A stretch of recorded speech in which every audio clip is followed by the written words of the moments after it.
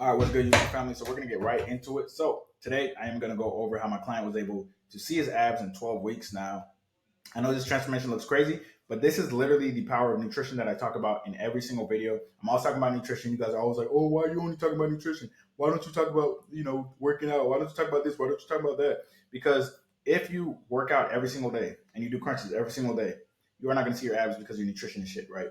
So literally, when he first came to me, he struggled with nutrition. He didn't know what to eat, right? He used to play, sports back in the day, and he was always fit. So once he got like a more sedentary job and he wasn't as active, he started gaining some fat, and he was like, "Oh my gosh, is this genetic? I don't know what's going on." And that's the first time he ever looked at what he was eating, and it was like, maybe it's the food I'm eating, maybe it's all the fast food, right? Because honestly, when you're like an athlete and you're super fit, and you have that identity that you're like this fit person and you get a lot of attention and you're always in shape because you're always active.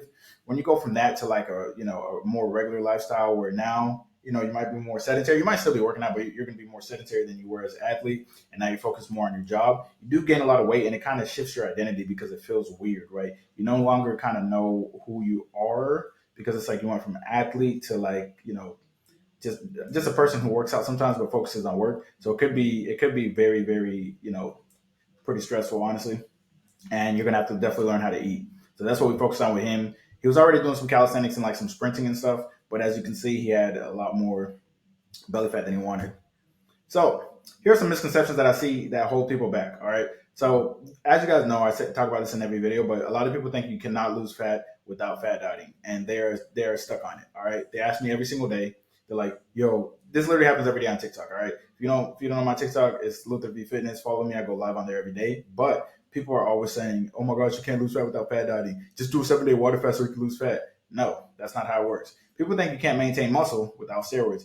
The reality is, guys, I'm not gonna lie. The reality is, when you lose fat and maintain your muscle mass, right, you look like you're on steroids because you revealed the fat and you kept the muscle, and it looks insane, right? So this like steroid stuff that people say, it's really just being lean with muscle, right? You do not need steroids, all right? You don't have to overdo cardio either to lose weight. It's not. It's really not necessary, guys. You think you have to overdo cardio? If you overdo cardio and eat like shit, you're not losing any weight. All right. So your nutrition is going to be one of the most important factors for sure. All right. So, how did I get him to this point? Obviously, we did the volume method. You guys have seen this before, but I want to reiterate how important this is because look, when you can eat this much food and it's half the calories of these little unfulfilling snacks, it's going to make it very, very easy to sustain your nutrition. All right, because steak and all this fiber on this side is pretty much what I eat on a daily basis. Right, my breakfast is always some kind of eggs, bacon, or if it's not the bread, it's tater tots. But the eggs have high protein, right? And then the vegetables are high in fiber. The bacon keeps me satiated, and then the bread has fiber as well, so that keeps me satiated. This is a fiber wrap, and then this is some sriracha sauce, sriracha mayo on top of ground beef. That keeps me super full as well.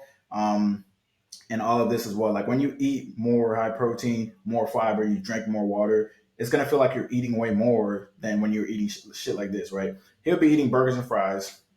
He'll be eating Taco Bell, any kind of fast food he could grab, right?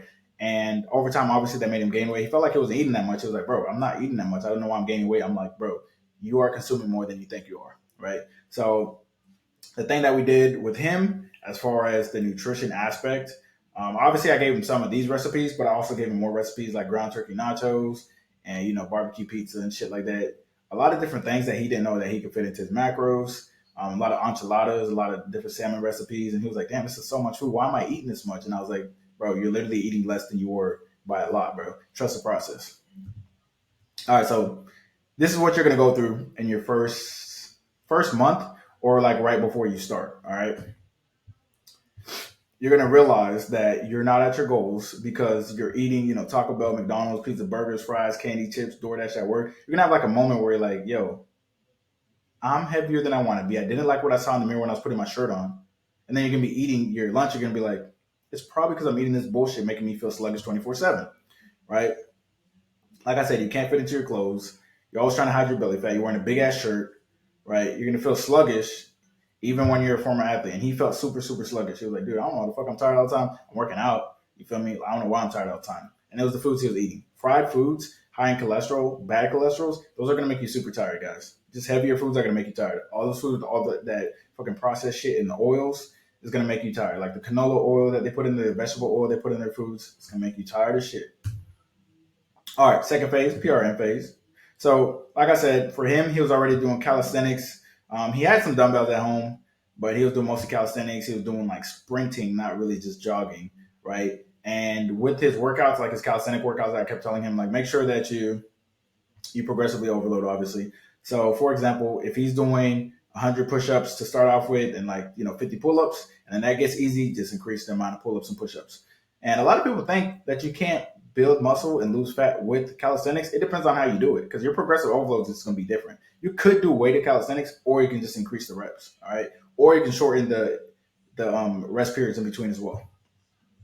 All right. So, like I said, one of the most important things when it comes to calorie deficit and when it comes to nutrition is going to be calorie deficit and high protein, right? So, like I said, he was eating Taco Bell. I don't know what it is with people in Taco Bell, but I feel like every time, I don't know. I feel like everyone who comes to me is always eating Taco Bell. I don't know what it is with Taco Bell. Is it that quick? Because I was a McDonald's dude. I was eating McDonald's, but yeah. So as far as Taco Bell, I was like, all right, bro, we're replacing that shit with ground turkey tacos, ground beef nachos, ground beef tacos. I got ground chicken, high protein nacho recipe as well. And he started at around 2,200, 2,100 calories.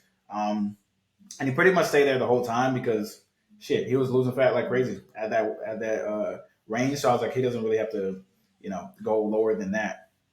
Replace all the candy and shit he was eating with fruit. And like I said earlier, volume was the most important factor. When you increase your fiber, protein, and water intake, you will not even be able to eat more. Like you'll be so full you can't even binge eat. You feel me?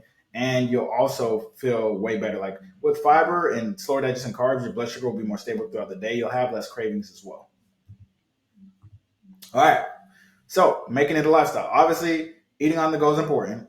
Eating on the go is pretty important. But you got to realize, like, before you go to eat on the go, you have to realize that you're now this fit person, and your perspective has to shift before you can even make better decisions. When you become more of a fit person and you change your identity to be, healthiest version of yourself, you're gonna look at the menu differently. When you look at the menu, you're going to now see the healthy options instead of just all the unhealthy options, right? So when you eat out at restaurants, now you're not going to look at the desserts and the high calorie appetizers. You just be like, oh, this entree with sweet potato and sirloin steak. I think I'll take that, right? And then you got to realize that fitness is obviously a lifestyle, not a fad. He was pretty good with, like I said, the calisthenics and the sprints and things like that. He was already good with that.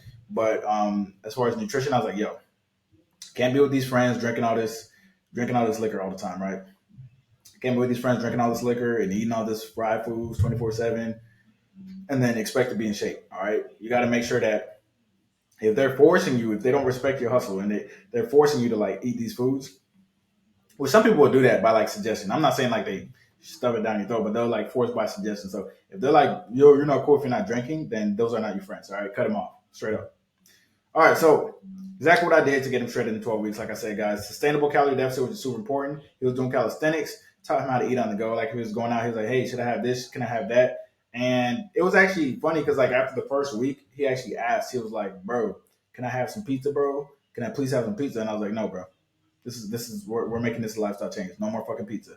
No more of that bullshit. And he locked in, man. And that's what matters. Like, listen, a lot of you guys think that you have to throw in like cheat meals. If you just started and you were literally eating cheat meals 24/7, throwing in a cheat meal is just gonna make you go back to your old habits, right?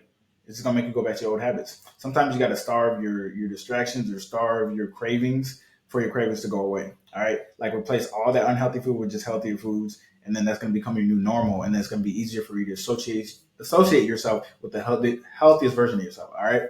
So yeah, simple shit, guys. Hope you enjoyed the video. Like, comment, and subscribe.